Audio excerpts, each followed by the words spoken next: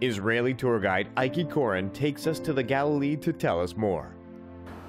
When I'm guiding here in Israel, there's two books I'm carrying with me.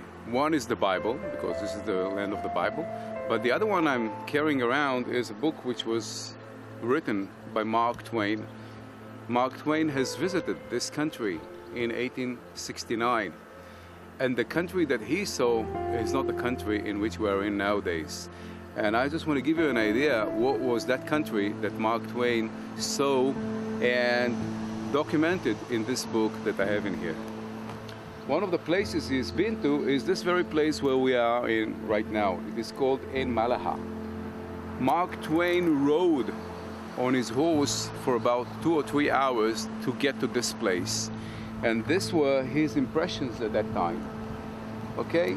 And this is what he says. We saw water then, but nowhere in the whole waste around was a foot of shade. And we were scorching to death, like unto a shadow of a great rock in a weary land. Nothing in the Bible is more beautiful than that.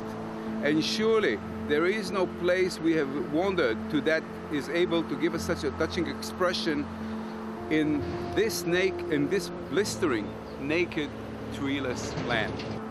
A little bit more than 100 years later, this naked, treeless land, look at all the trees around here. Let us just show you the other side of the road. And look at all those nectarines and plums over there. The valley, which was so desolated, where one can ride 30 miles here about and not seeing 10 human beings. Look at the highway around here. Look at those orchards of citruses everywhere around here. This is what happened. Mark Twain indeed have seen the prophecies of destruction.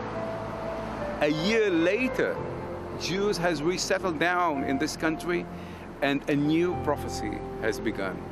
The prophecies of coming back to the land of Israel, the prophecies of the people of Israel being redeemed back in their own land. Everywhere you look while traveling around the Galilee, fruit trees and gardens surround you. But not all of the area has been cultivated. The Jews continue their hard work, turning the remainder of Galilee's rocky, hopeless hills into fertile fields. I guess that the average farmer that you know of has a piece of land which he cultivates. Sometimes he may have to chop off a forest to turn it into a farmland.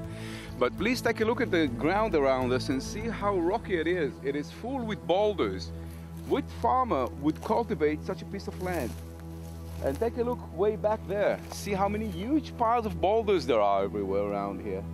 And what you're looking at is actually the combination of forces between the Jewish people, diaspora, and the people of Israel. The Jews around the world are contributing money to all kinds of organizations like the JNF. And these organizations are putting hundreds of bulldozers hours around here, uprooting those rocks, get them in piles, and then turning this rocky soil, this rocky mountainside into a farmland. You can see these mangoes way up there. And all the edges of the field, all those piles of rock you see around you, this is the result. We are in here to fulfill the prophecies. We are taking this wasteland and we're turning it into a farmland. We're turning it into a green land. A land which nobody thought ever would be good for anything. See what are the results. And it is amazing. It is a miracle. I don't think that there's many countries around the world where you would see something like that.